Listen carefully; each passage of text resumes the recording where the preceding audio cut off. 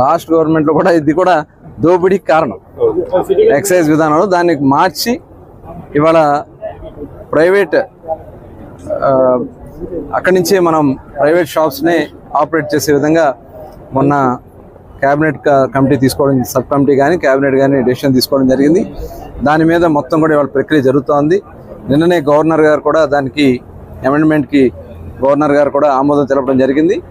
అది ఈరోజు రేపట్లో దీనికి మొత్తం కూడా గైడ్లైన్స్ అన్ని కూడా ఎలా ఎన్ని షాపులు ఏ జిల్లాలో ఎక్కడెక్కడ ఏర్పాటు చేస్తారనేది కూడా గైడ్లైన్స్ అన్ని ఇవాళ ఇవ్వడం జరుగుతుంది. 7 రోజుల పాటు అప్లై చేసుకోవచ్చు.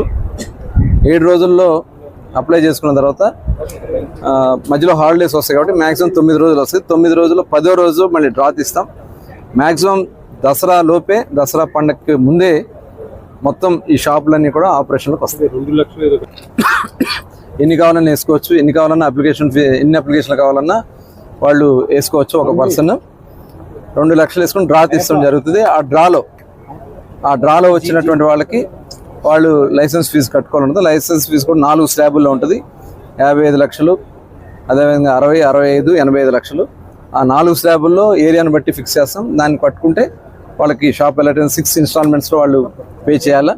వాళ్ళకి కావాల్సినటువంటి స్టాక్ అంతా కూడా ఐఎంఎఫ్ఎల్ డిపోస్ నుంచి ఎంత కావాలంటే స్టాక్స్ తెచ్చుకోవచ్చు. టోటల్ కూడా చాలా పారదర్శకంగా అన్ని బ్రాండ్లు అందే విధంగా గతంలో వాళ్ళు నిబంధనలతో దోపిడీ కోసం బ్రాండ్లన్నీ ఆపేశారు. ఇవాళ అన్ని బ్రాండ్లకి అనుమతులు ఇవ్వడానికి ప్రభుత్వం సిద్ధంగా ఉంది. అట్లాగే 99 రూపాయలకే నాణ్యమైనటువంటి సామాన్య ప్రజలకు అందుబాటులో కూడా కొంత అందించడం జరుగుతుంది.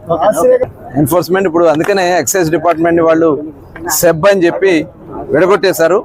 ఇవాళ స్పెషల్ ఎన్ఫోర్స్మెంట్ బ్యూరో అని పెట్టి వాళ్ళు ఎక్సైజ్ డిపార్ట్మెంట్నే విడగొట్టేశారు. 70% పక్కకు పెట్టేశారు. ఇవాళ మొత్తం కూడా మెర్జ్ చేసాం.